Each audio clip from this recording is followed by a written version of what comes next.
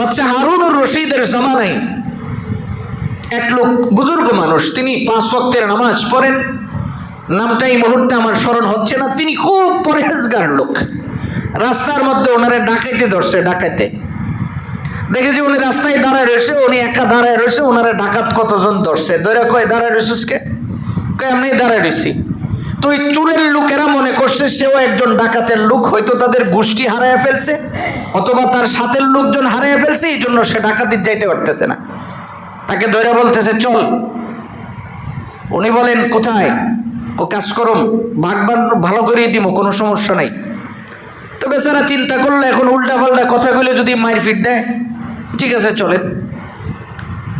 চুরি করার জন্য এক জায়গায় গিয়ে রেডি হয়েছে, ওখানে যেয়ে বলতেছে না, নতুন মানুষ তো, তুমি তো কাজ কাম সম্পর্কে বুঝো না, তোমার সহজ একটা কাজ দিই।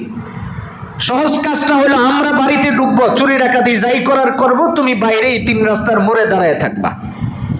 তোমার কাজ হলো এখানে দাঁড়ায় থাইকা, তুমি যদি কাউকে দেখো অথবা তোমাকে কেউ দেখে একটা সংকেত দিল, এরকম আওয়াজ দিবা, আমরা চুরির সব কাজ কাম ফালায় দৌড় মারুম যার মতো করে। হঠাৎ করে তিনি দেখলেন ওরা গাট্টি গুট্টি রেডি করছে, তিনি আল্লাহু আকবার করে চিৎকার মারছে। বলতে দিলে ওরা গাট্টি গুট্টি ফালায় দৌড় দিতে দিলে হয় নাই। পরের বার আবার আরেক বাড়িতে ঢুকছে, ওখানে ঢুকার পরে সেম এবার সুরের লিডারে ওরে চাপ দিয়ে ধরছে, ধরে কয় মিয়া তো তুমি দেখো আমি দেখি না কেন?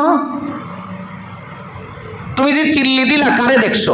আপনারা আমাকে বলছেন যে আমি যদি কাউকে দেখি অথবা আমাকে কেউ দেখে, তাহলে আমি তো একজনকে দেখতেছি না, কিন্তু তিনি তো আমাকে দেখতেছেন। আর এই শব্দটার নামই হলো তাকওয়া।